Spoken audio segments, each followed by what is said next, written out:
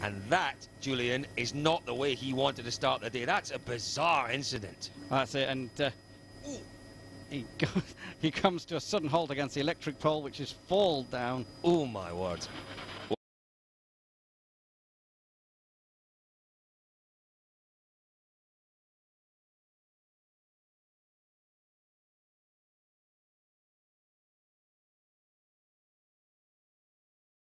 Well, the good news is there that none of the spectators were injured, Julian, but it was bad news for Solberg.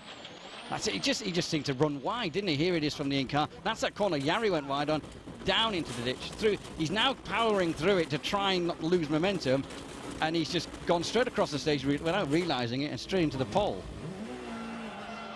So that was the end of Petter Solberg.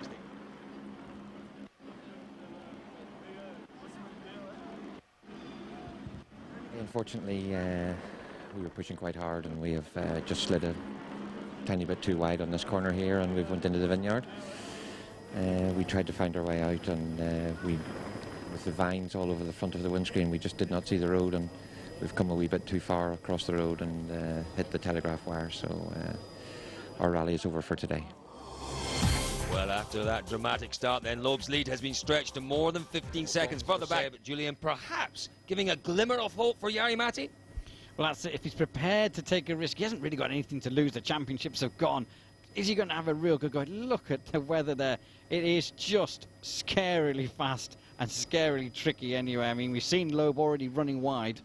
Yeah, I tried to keep going, but it's very, very difficult, to be honest. I didn't enjoy at all on that stage. There was aquaplaning in many places, and you were like, is it gonna stop? Is it gonna stop? Oh, it's stopping. Yeah. Oh yes.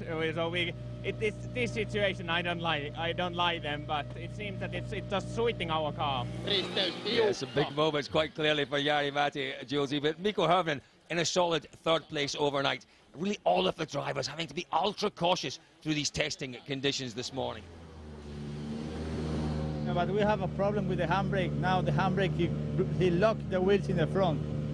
I can't believe it's only hairpins in the stage. I lost a lot of time in some hairpins. I tried to push the handbrake and the car brakes in the front. You know, so I don't know. To be honest, I don't know. It's incredible. We have a lot of problems with the brakes. I don't know for when he come, but a lot of problems, and now I'm really disappointed because we lost time, you know, but it's like that. Go back further down, Jules in 8th place. Evgeny Novikov pushing his limits this weekend, really has lifted his game a bit, but when you're pushing limits, you make the occasional little mistake. He's asking about the splits there, and then the next corner he goes off.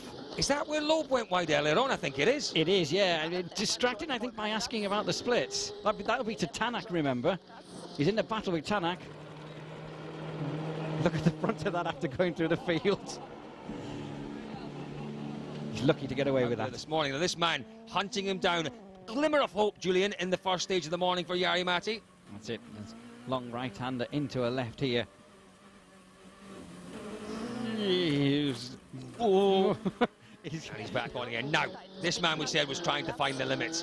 This one, Jules, here, just a little beyond the limits. Yeah. Yeah, that car did go over. It was a complete roll, went in nose first and went flips.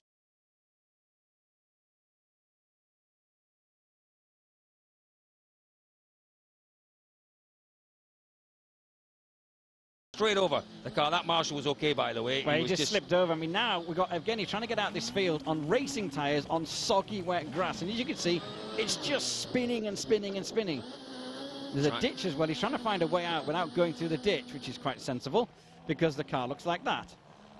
Yeah, do you know what? That radiator on the front there looks very vulnerable. No radiator damage. That's always the issue, Julian, with those front. Hugely important for next year for Mikko Hirvonen. But this man, Julian, Jari-Mati Latvala, well, you know, if Mikko maybe had his best ever result or best ever drive on tarmac, I think there's no question this was Jari-Mati's best ever drive on tarmac. Some stunning pace from the Flying Finn out there over the course of the weekend. That's it. It's another second. We've got second in Germany as well, second in France. I tell you, obviously Loeb probably will come back for the tarmac rounds next year, but this man who will be match fit on those rallies Latvala's doing more or less what he did last season, Julian. He's finding some consistency in the second part of the year. A good result. What are you trying to say? He needs to start his year earlier. Or later.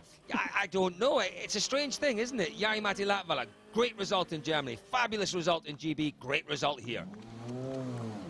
Jari in second place at the end of Rally France. I don't know whether you'll see that disappointment after the pace on Friday, but it's still a massive achievement.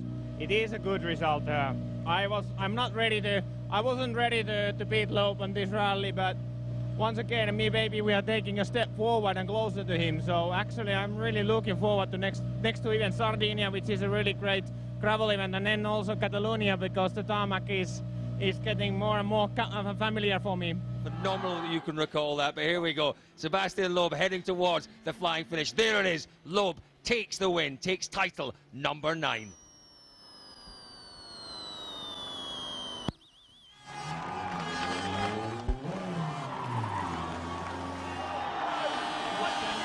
Sébastien Loeb, it probably doesn't get any more special. 9 times World Rally Champion and in your home ground again.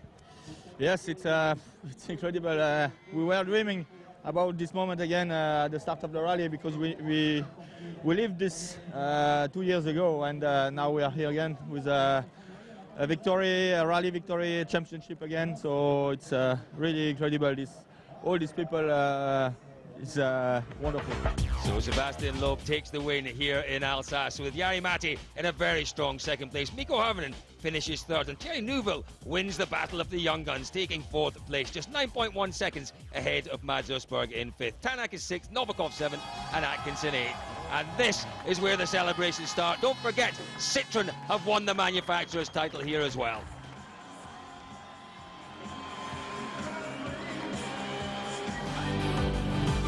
Yeah, he's just the complete package. Always very calm, he takes it easy and no pressure at all. And maybe that's an advantage. Oh, he's unicum for sure, yeah. There's no one near him. He's just the best driver that's ever been in the world, and I think he will be for a long time.